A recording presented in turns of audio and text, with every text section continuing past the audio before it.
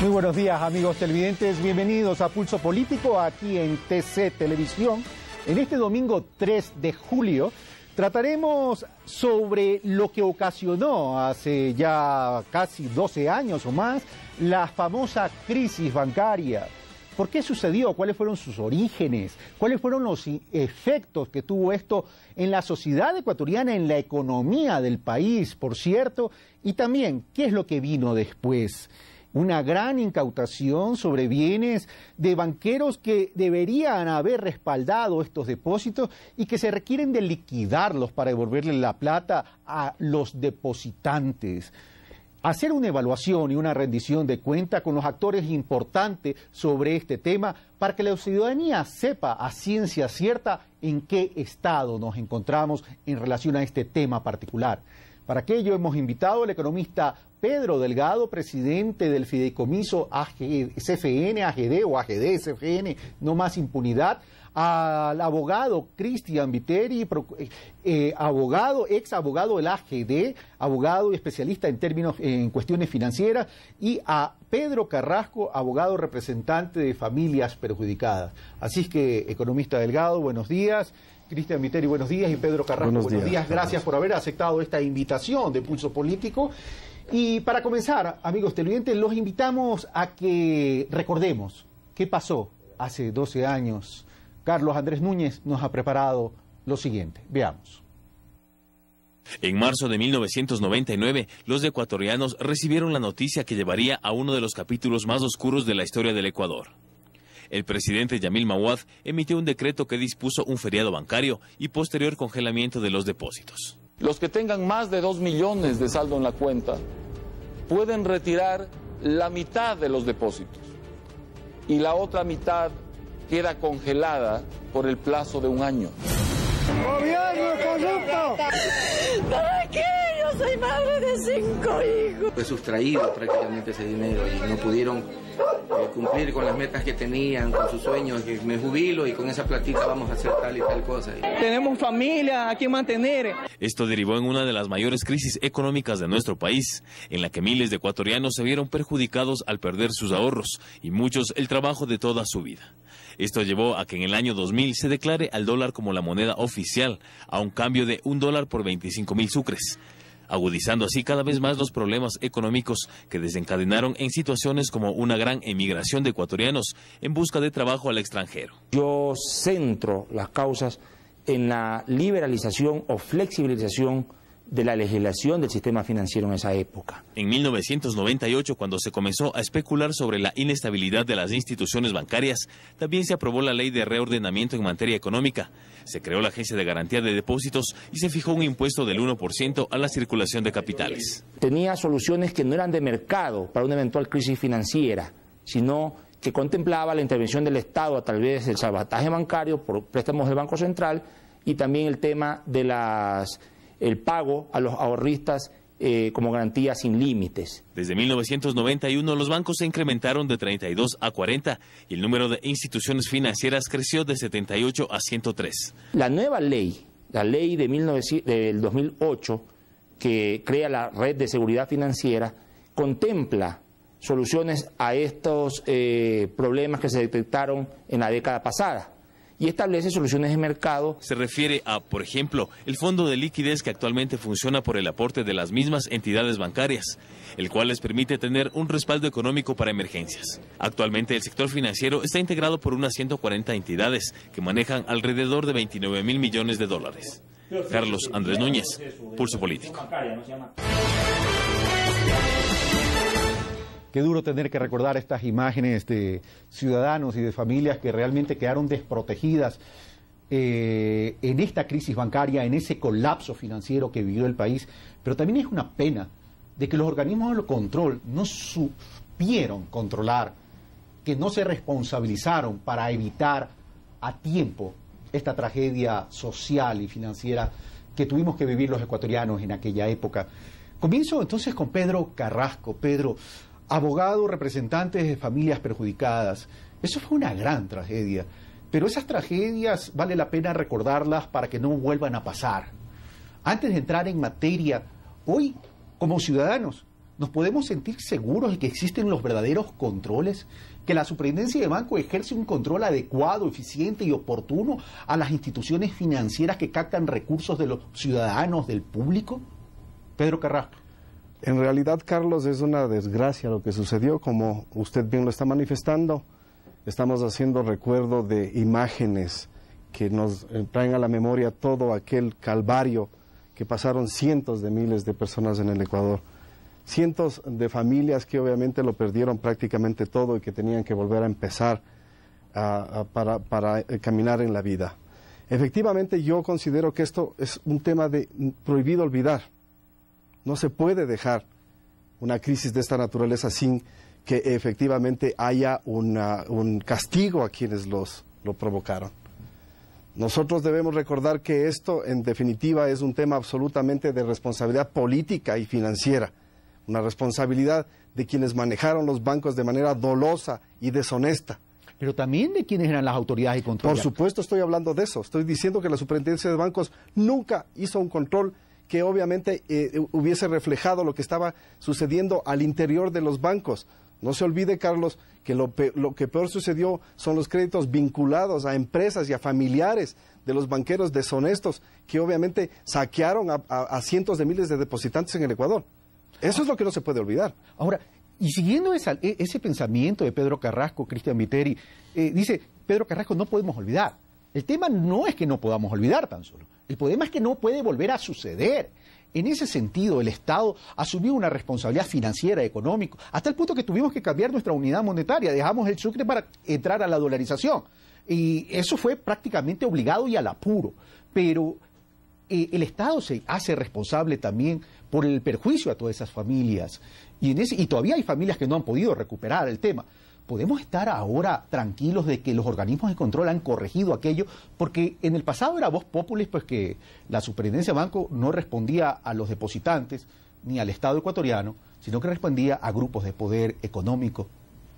Gracias, Carlos. Buenos días.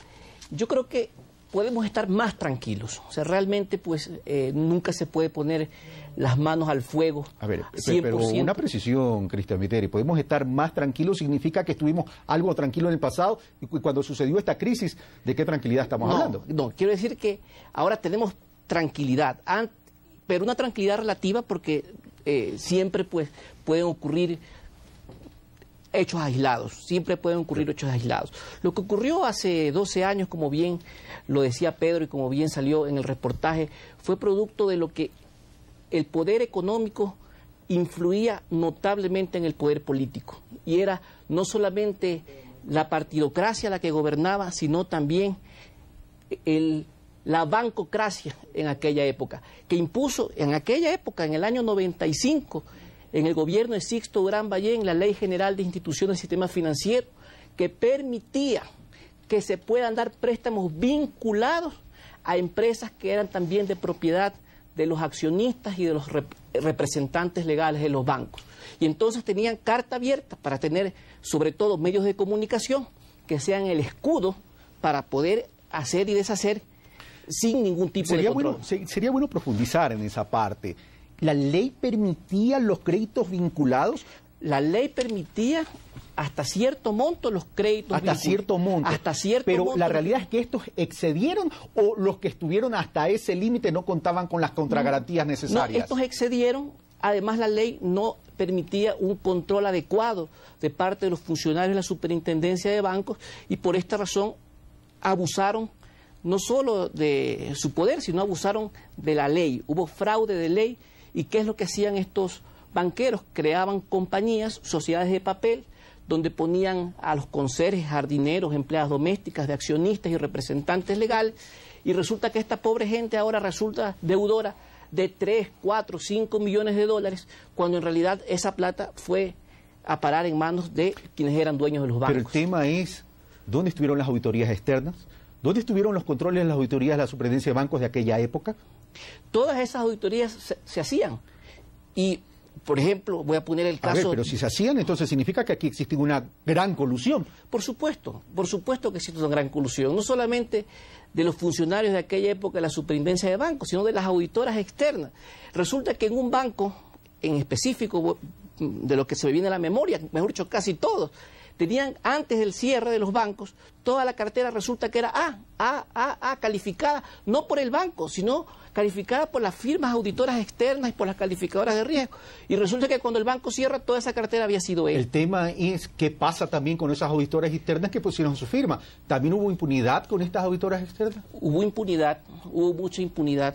Hubo personas que salieron bien libradas de estos atracos, por decirlo así, porque se detuvo o se sentenció a la máxima autoridad del banco, pero hubieron personas que no tuvieron nunca una sanción hasta el día de hoy. Vamos a donde Pedro Delgado. Pedro Delgado, usted es el presidente del fideicomiso AGD, CFN, AGD, No Más Impunidad, pero yéndonos y retrotrayéndonos a ese tiempo, tiempo antes al gran colapso bancario se creó la Agencia de Garantía de Depósitos. Pero mucha gente percibe a la Agencia de Garantía de Depósitos como una institución, como un organismo, que de hecho lo era. Pero nos estamos olvidando de la función, de lo que debía tener la Agencia de Garantía de Depósitos, que no era otra cosa que un seguro de depósito. Pero prácticamente, este seguro de depósito que se creó mediante la ley, nació prácticamente quebrado, porque no se pudo acumular los fondos necesarios a través de las primas acumuladas que los bancos tenían que haber aportado a efecto de poder sustentar una crisis de esta manera. Y por otro lado, con una ley que garantizaba el 100% de los depósitos. Sí, a ver, la ley que crea la Agencia de Garantía de Depósitos no es que se crea esa ley antes de la crisis. La crisis ya existía. O sea, los bancos no quiebran de la noche a la mañana y O sea, fue diseñado a la medida. A la medida y a la medida de Filambanco, además. O sea, específicamente. Específicamente. Y los participantes en la discusión de la creación de la ley fueron gente que estaba relacionada con Filambanco, gente que era miembros del Partido Social Cristiano que tenían relaciones con Filambanco, y más o menos la ley fue hecha justamente para resolver un problema específico de Filambanco, que después trató de resolver el problema de los otros bancos que quebraron. O sea, la ley fue un mecanismo virtual, llamémoslo así, de dar un marco regulatorio a una forma de actuar del gobierno para salvar a los intereses de estos banqueros. Fue un salvavidas prácticamente. Pero a favor de los banqueros. Claro, a eso me refiero. Prácticamente fue una ley entonces que pretendió ser un salvavidas para evitar algún tipo de responsabilidades legales. Eso es lo que se decía hace un momento. O sea, era la relación entre la bancocracia y la partidocracia, y es lo que yo he dicho muchas veces, es la prueba fehaciente del maridaje que existía entre banqueros y políticos, ambos grupos corruptos. Entonces, lo que se hizo es garantizar el 100% de los depósitos, no había riesgo, el Estado iba a asumir todo el riesgo. Lo que se hizo es permitir un esquema de salvataje bancario, que el único que iba a asumir el costo es el Estado. Por eso es que los banqueros siguen prósperos, los banqueros corruptos. Sí, pero no podemos generalizar. No, los banqueros corruptos hay banqueros honestos también. Sí, no, por eso me refiero a esos banqueros de esos bancos quebrados, siguen tan prósperos como antes, viviendo de sus rentas en el exterior, muchos de ellos, y ninguno o muy pocos han sido sancionados, y el resto, incluso ha habido casos que los jueces les han dado sobreseimientos o han prescrito los delitos. O sea, no hubo sanción. Esa es la vergüenza pública que tenemos aquí. Un sistema de justicia también corrupto que permitió que esto no sea sancionado. Autoridades bancarias, la superintendencia de bancos, que se hizo de la vista gorda del proceso porque conocían información. Yo fui funcionario de la superintendencia en el año 99 y 2000.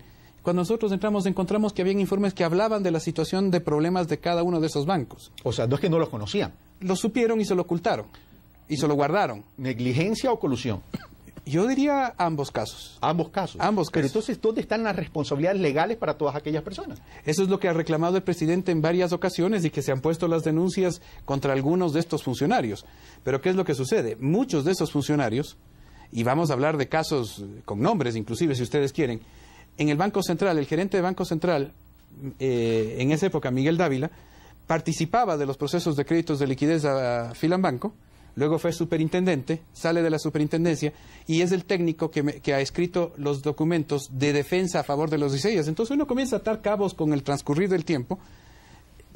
Uno dice, a ver, si era gerente del Central, autorizaba los créditos de liquidez y luego resulta, con pasar del tiempo, defensor de los ICEIAS, sabían de lo que estaba sucediendo.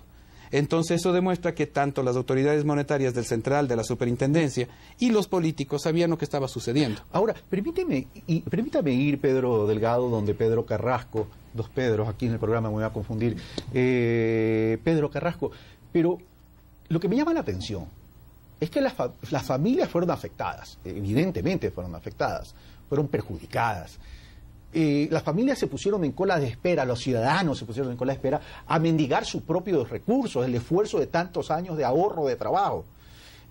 Pero se señaló tan solo en esa época a los banqueros causantes de este colapso o a los funcionarios de la banca causante, pero nunca se señaló a los funcionarios que eran parte de los organismos de control y nunca se señaló a las auditorías externas que deberían velar por el buen funcionamiento de aquellos bancos.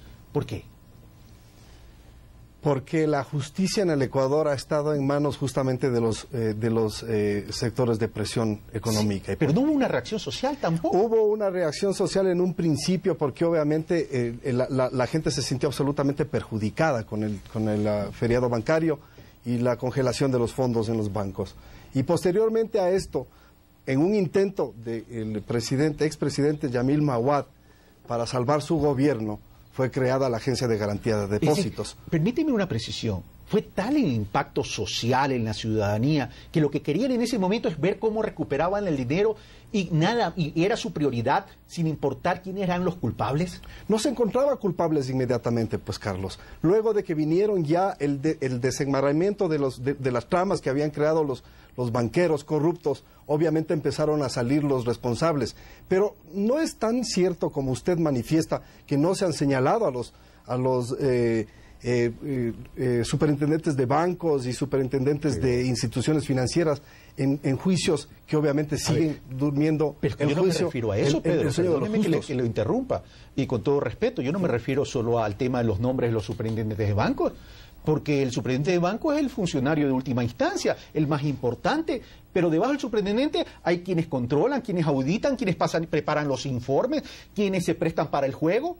Es decir, si el superintendente de banco se pudo haber prestado para aquello, ¿qué pasa con los otros funcionarios? Correcto, que se quedaron pero callados? no hubo nunca una investigación en contra de esta gente, porque en definitiva quien firma por último como representante legal de la entidad controladora de las instituciones del sistema financiero es el superintendente de bancos y el proceso va contra él.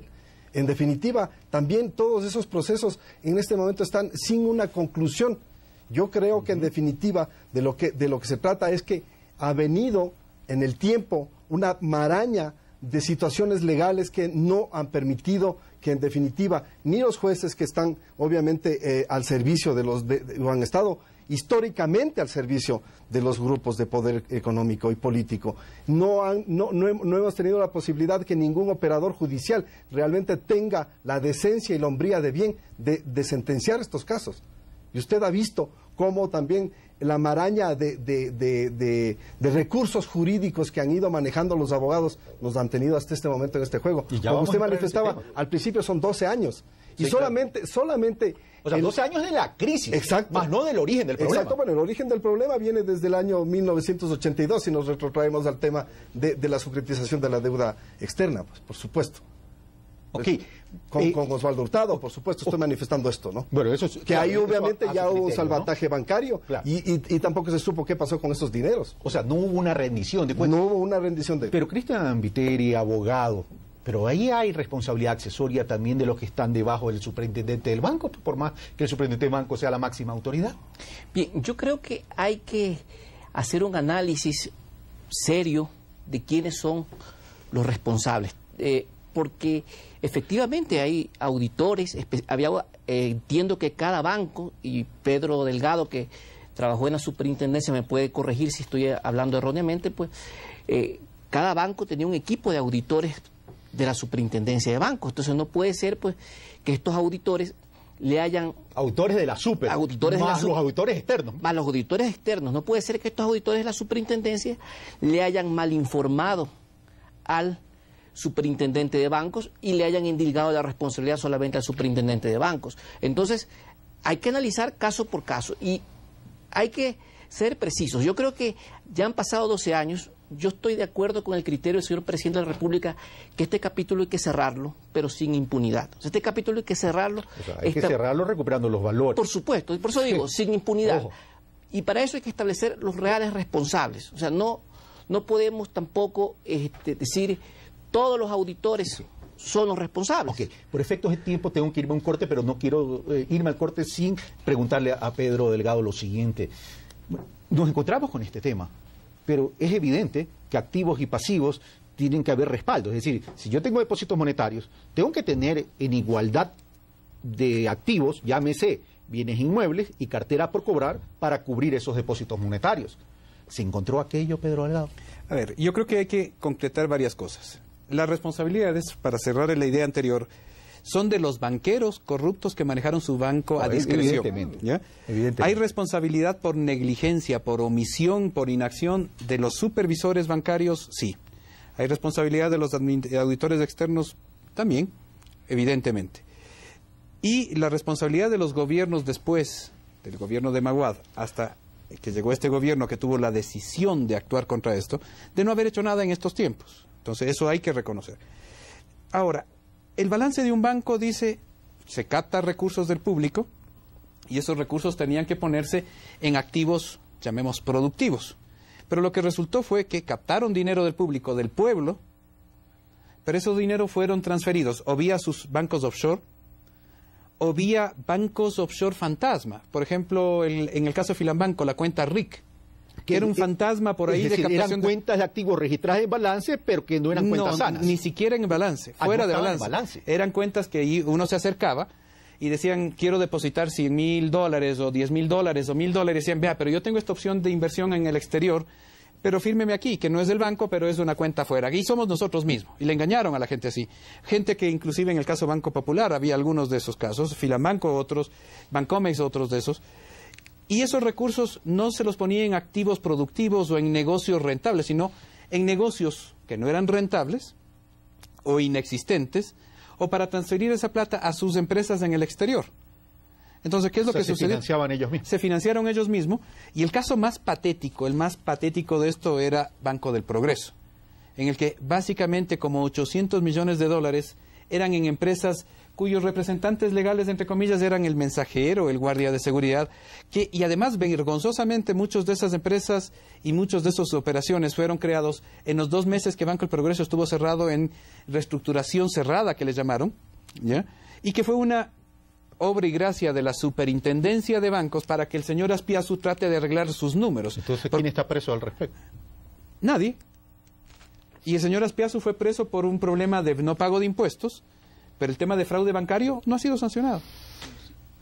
Bueno, con eso tengo que irme a un corte y regresamos luego con la solución al tema. Vamos a irnos a una pausa y regresamos con más de Pulso Político aquí en TC Televisión.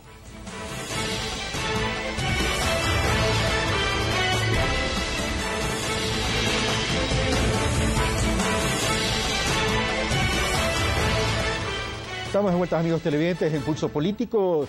Les recuerdo que estamos tratando sobre la crisis financiera y las incautaciones, y que es un tema que debemos tenerlo presente para que no vuelva a suceder y sobre todo para monitorear cómo las personas, cómo ustedes están recuperando aquellos valores. Antes de ver el otro reportaje que nos ha preparado Carlos Andrés Núñez, una precisión con Pedro Delgado.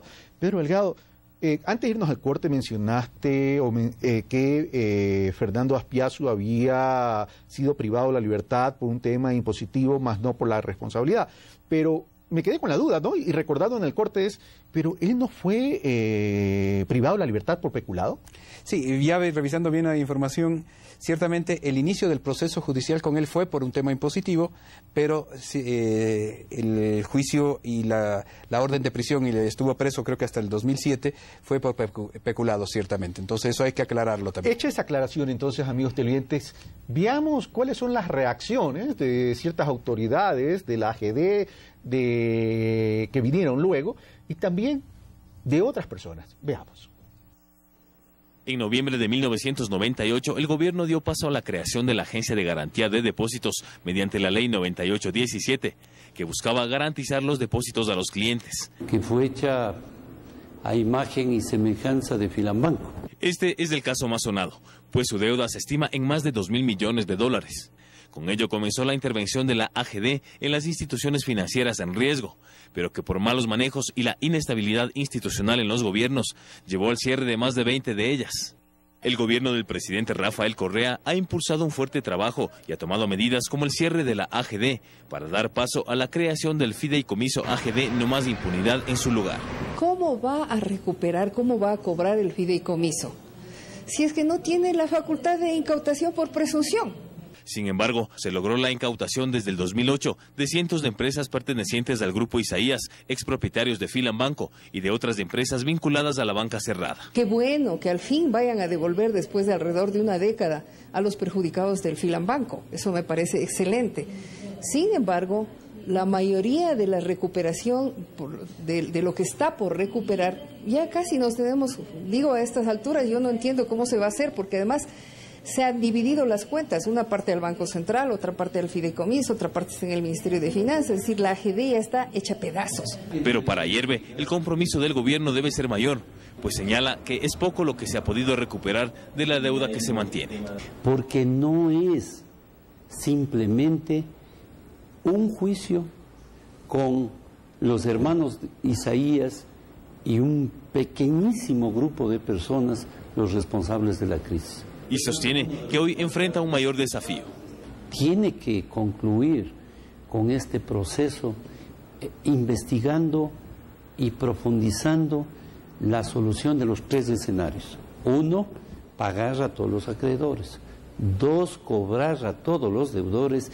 Y 3, llevarle a la justicia en el debido proceso a los responsables para que sean sancionados. Mientras tanto, el Banco Central anunció a finales del 2010 el inicio de la devolución de más de $10 millones a unos 100,000 perjudicados. El mismo anuncio lo hizo en los últimos días el fideicomiso AGD, que administra unas 165 empresas incautadas a la banca y con cuya venta aspira a recuperar unos $400 millones.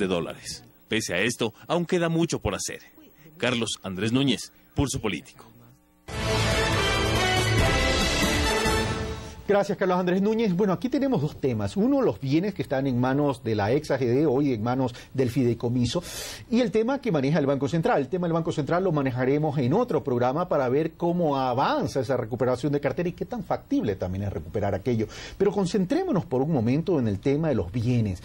Pedro Delgado, Vilma Salgado muestra preocupación, dice prácticamente estamos llegando al final, hay muchas personas todavía que no han recuperado sus valores, pero aparentemente ya no hay de dónde seguirles pagando. En ese sentido, como responsable de liquidar estos bienes, comencemos primero cuantificando. Si Filambanco representaba 2.000 millones, ¿cuánto representó el colapso bancario? Sí, a ver, primera cosa, y eso es de lo que volvemos a hablar, de temas de responsabilidades. Estos 10 años de inacción, y sí hay que tomar las cuentas de estas personas.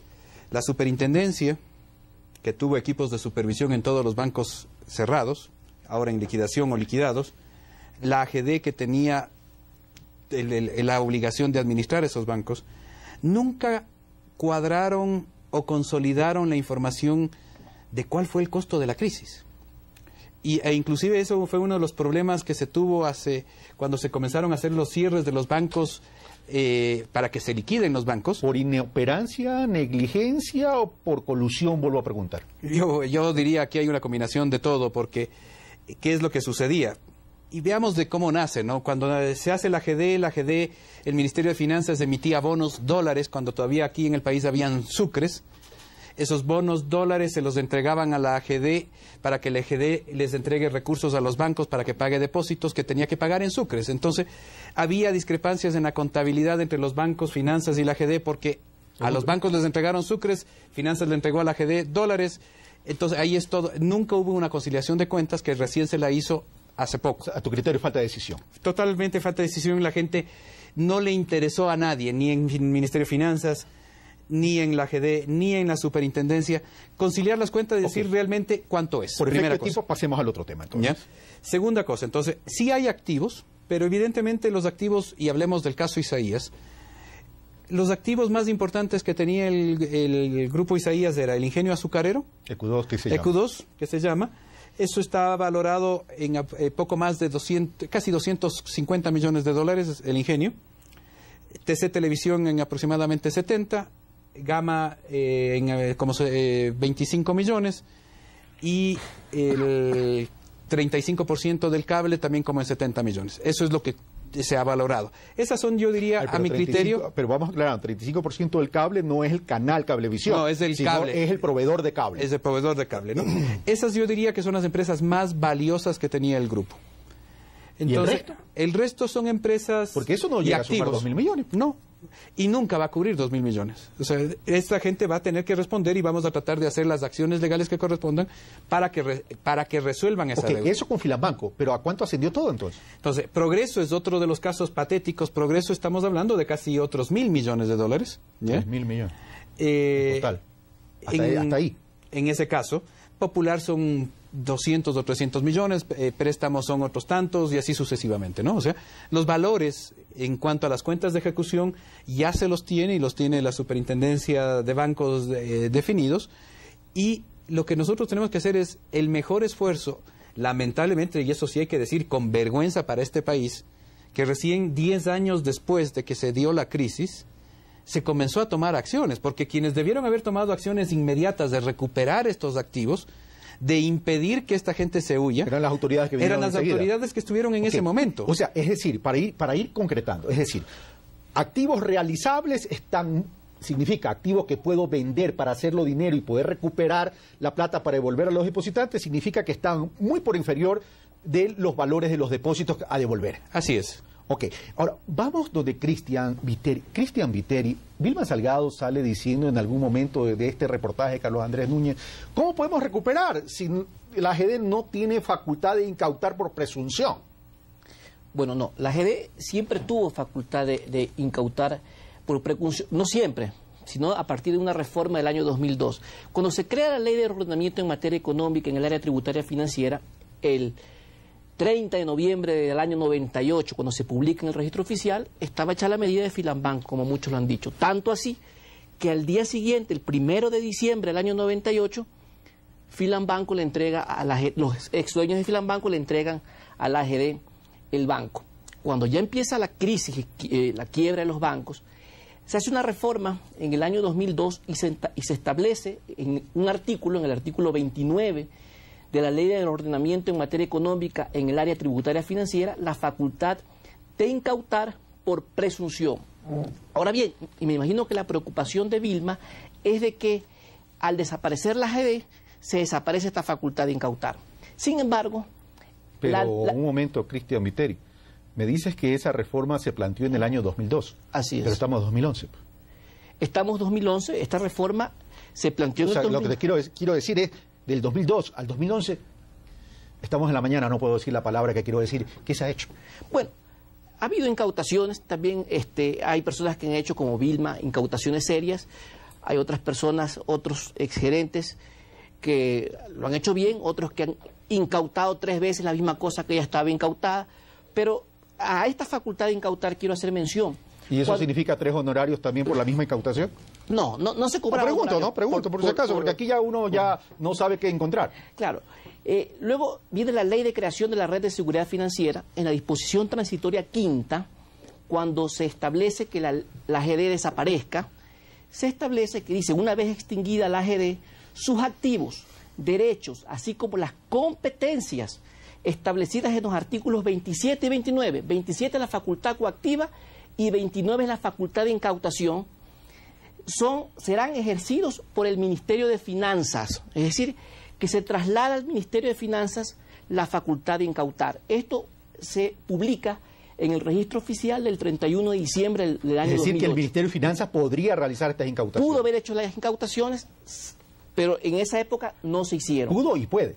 No. ¿Por qué? Porque hay un hueco todavía. Porque luego en el Código Orgánico de Planificación y Finanzas Públicas, en la disposición transitoria 10ª, se establece que otra disposición, dice, los activos, derechos y competencias que se transfirieron al Ministerio de Finanzas de conformidad con la disposición transitoria 5ª de la Ley de Creación de la Red de Seguridad Financiera, pasarán a partir de la publicación de la presente ley a la Unidad de Gestión y Ejecución de Derecho Público del Fideicomiso AGD, CFN, no más impunidad, cuyas siglas pues es No tenemos que entrar en esos detalles por efectos de tiempo, pero en todo caso pasa al fideicomiso. Es decir, que el fideicomiso, no el fideicomiso, sino esta unidad de derecho público que administra el fideicomiso, tiene la capacidad.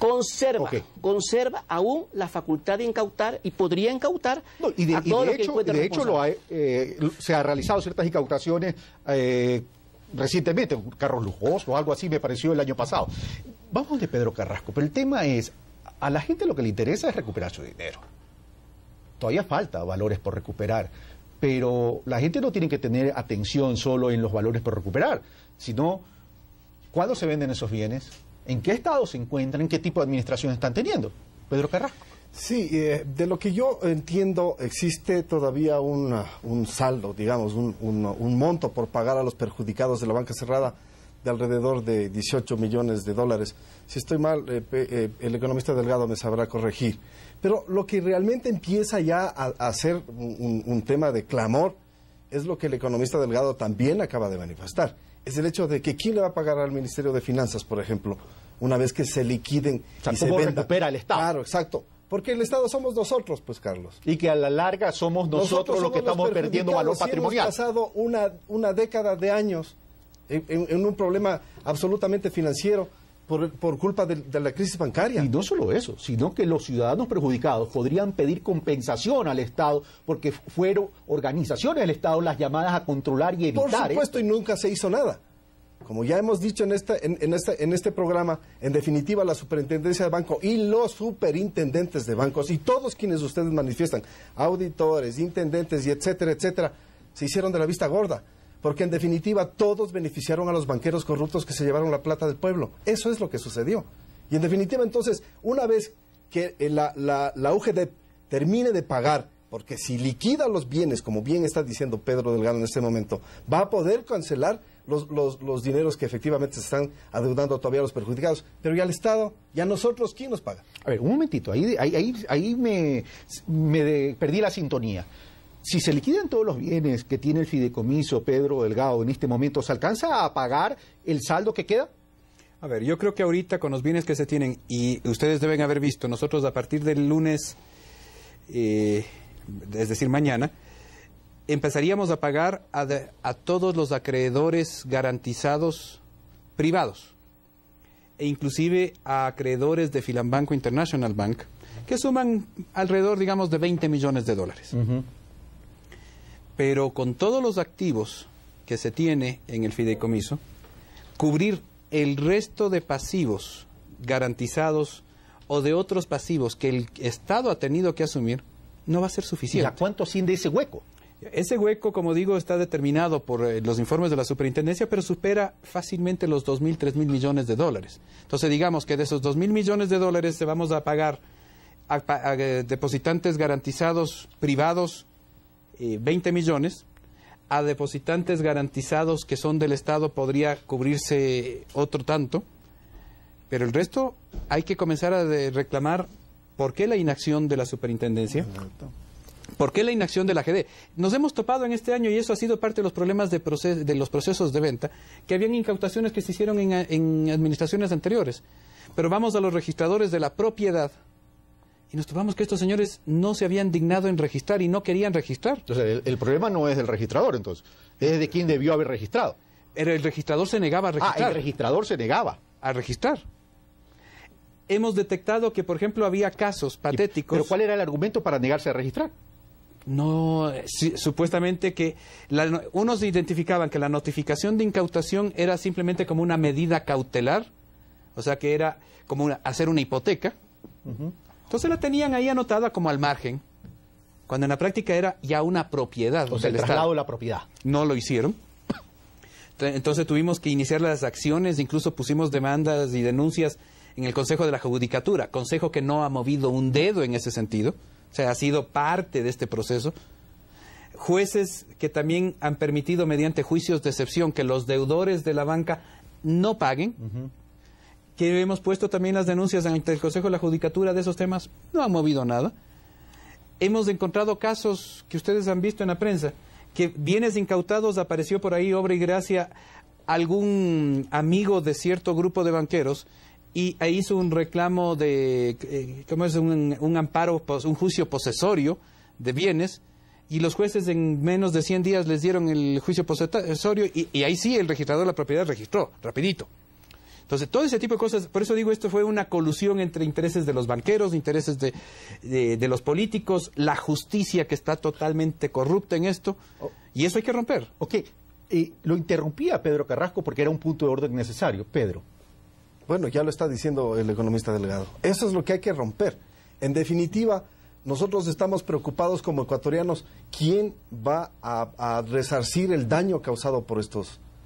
Ok, vamos a hablar de ese resarcir de los daños, pero primero vamos a hablar de la recuperación.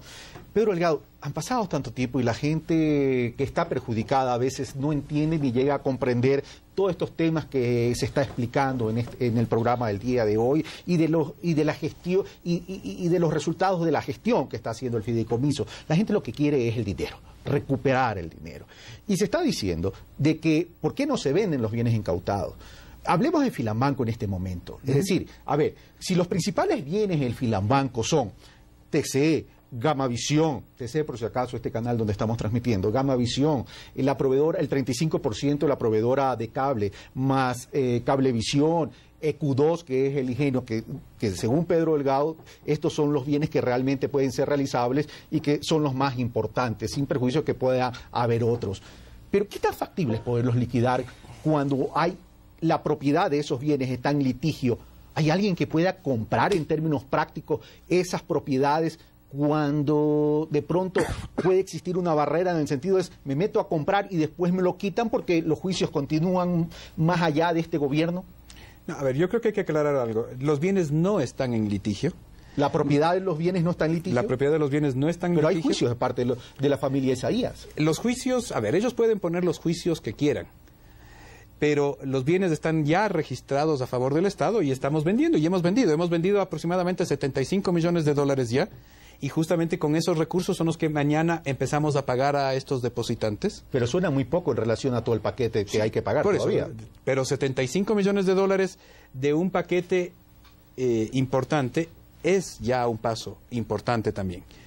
No hay juicios, y además debo aclarar, o sea, lo que mencionábamos hace un par de días cuando entregábamos también la venta de las acciones a los trabajadores de TCE y de Gama, en Miami la jueza rechazó las intenciones que tenían los Isaías de que la ley, de acuerdo a un juez americano, se califique o no la idoneidad de la incautación. La jueza rechazó totalmente la sentencia definitiva. Sentencia definitiva. O sea, ya no hay otra instancia. Ya no pueden hacer nada en ese sentido. En todo caso, eso para cualquier interesado le puede crear más tranquilidad.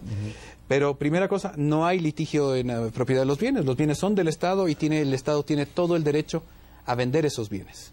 Segunda cosa, se están vendiendo bienes, hemos vendido 75 millones y estamos pagando, y a fines de este mes, el 27 de julio, también está convocado el proceso de venta del ingenio azucarero. Entonces esperamos que a fines de este mes podamos vender el ingenio azucarero y podamos vender también el canal de cable o el proveedor de cable. Con eso estaríamos vendiendo aproximadamente el 35%. El 35%. Estaríamos hablando de alrededor de 200 millones de dólares si tenemos éxito en la venta, que creemos que la vamos a tener. Entonces, son suficientes recursos para comenzar a pagar a privados e iniciar el repago a el Estado. Cristian Viteri, abogado, especialista en cuestiones financieras, pero planteo y replanteo la inquietud que le hice a Pedro Delgado. ¿Queda claro que la propiedad no está en litigio? ¿Queda claro que si alguien viene y compra TC Televisión, por decir algo, el día de mañana no corre riesgo que se le revierta la propiedad? Bueno, yo voy a ser absolutamente, no voy a hablar como financiero, voy a hablar como civilista. Como abogado. Estoy preguntando como abogado, porque Pedro Delgado no es abogado, que yo sepa, y Pedro Carrasco es abogado, sí es abogado. Yo soy ingeniero comercial. En el supuesto no consentido de que hubiese un juicio en lo posterior y que lo ganaren. La parte no consentido creo está de más, porque si han puesto la cantidad de juicios, lo pueden hacer. Bueno, el tercero, que es un tercero adquirente de buena fe, en este momento, siendo el propietario del Estado, al momento que vende, hace la tradición y lo convierte al tercero en dueño de la cosa. Por lo tanto, en ese caso ya no puede reivindicar la cosa, y así lo dice el artículo 1506 del Código Civil, no puede reivindicar la cosa a el tercero de buena fe que adquirió el bien. En este caso, lo único que le quedaría al ex banquero, entre comillas, es hacer una acción de daños y perjuicios contra el Estado si piensa pues que le vendieron un bien a mal precio o el precio debería ser para él, pero no para el adquirente. El adquirente no tiene ningún problema en comprar porque así lo establece la ley. Pedro Carrasco. Bueno, en definitiva, la UGDEP está haciendo lo que debe hacer. Está liquidando, está vendiendo y está pagando. Obviamente que en esas incautaciones anteriores a la creación de la UGDEP hubo mucho teatro y en definitiva yo creo que no se debieron haber incautado las compañías sino solamente los activos. Porque ¿cómo es posible que el Estado siga pagando los pasivos que tenían esas empresas? Si solo se incautaban los activos, era mucho más sencillo liquidarlos de manera inmediata. Pero yo entiendo que el economista Delgado debe tener un sinfín de problemas justamente por estos asuntos. No... Sin fin en la liquidación y sin fin en la administración. Claro, en la administración también. El tema ICA, y tengo que mencionarlo, Pedro Delgado, el tema ICA es una realidad. Ahí hay acusaciones y dudas acerca de la administración. Y eso ya es responsabilidad del actual fideicomiso. Totalmente, y en eso nosotros hemos sido muy claros todas las veces que se ha mencionado el tema ICA. ICA era una empresa comercial, sigue siendo una empresa comercial, y así como hemos actuado duro contra los ex banqueros que quebraron este país, nosotros fuimos quienes denunciamos e iniciamos las acciones legales contra los administradores. El proceso legal ya funcionó. Sí. Que abusando de la buena fe que nosotros pusimos en ellos para que administren estos bienes, mal usaron esa posición. Entonces, no es que estamos ocultando, nosotros hemos sido claros las veces que hemos... Pero van a activar el proceso, somos parte del proceso. Somos parte del proceso, y a diferencia de lo que hizo, y aquí hablemos un poco de los casos, de los juicios contra los banqueros anteriormente, cuando en el año 2000... yo estuve en la superintendencia y se hicieron los informes y se pusieron las denuncias, la superintendencia era parte de los procesos judiciales hasta esa fecha.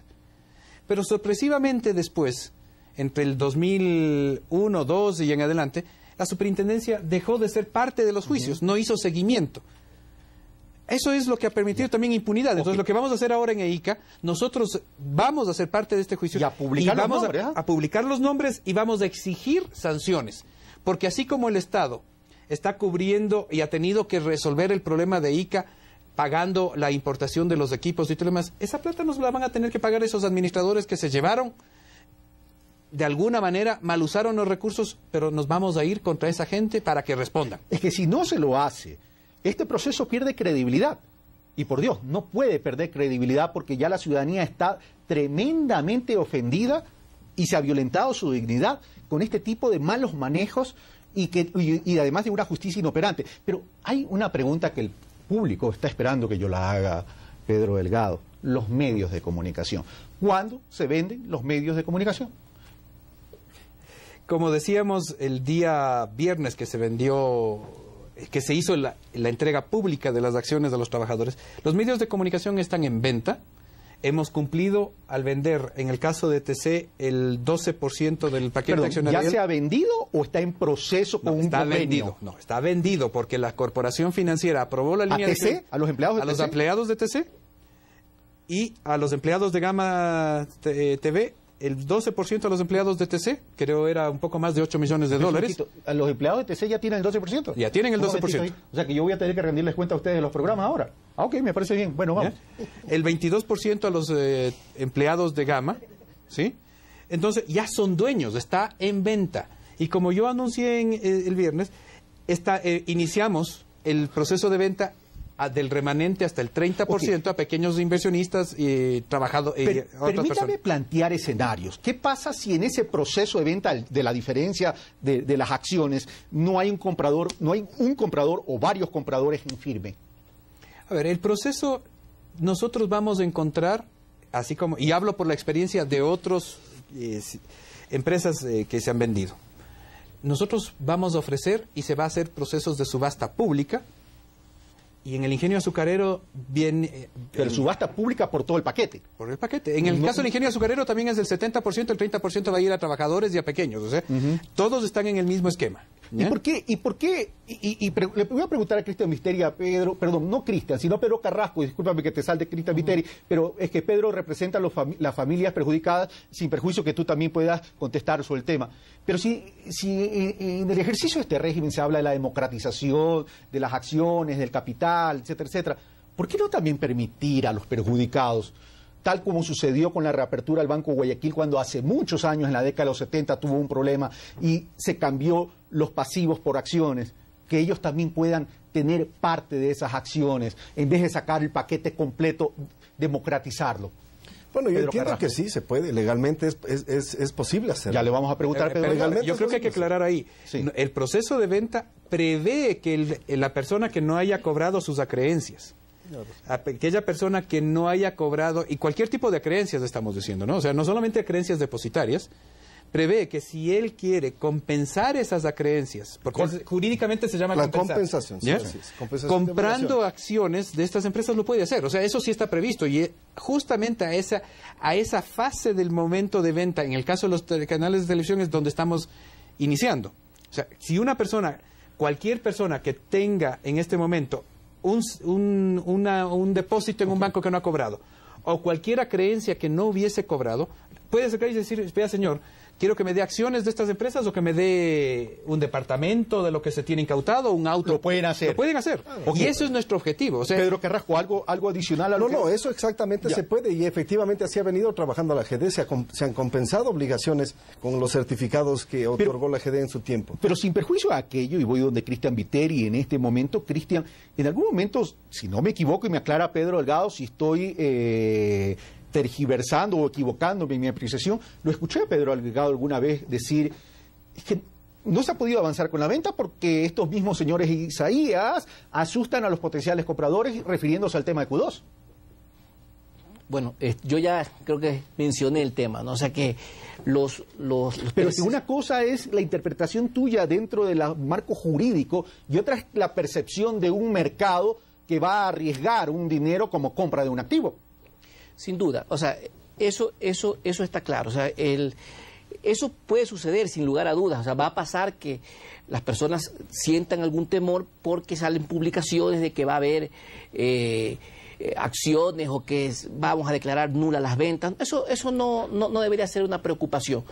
Lo que sí debería preocuparle, aprovechando que está aquí Pedro Delgado, pues es dejarle claro a los administradores de estas empresas que las empresas son del Estado y por lo tanto, al ser del Estado, ellos tienen responsabilidades de fondos públicos, ya siendo el Estado. Por lo tanto, podrían ser reos de peculado en caso de mal administrar a las empresas, como en el caso que ha pasado en ICA. Pedro Delgado, en más de una ocasión ha sido recurrente de decir, nos encontramos con todo este laberinto legal, financiero, que desenmarañar todo esto ha tomado un buen tiempo.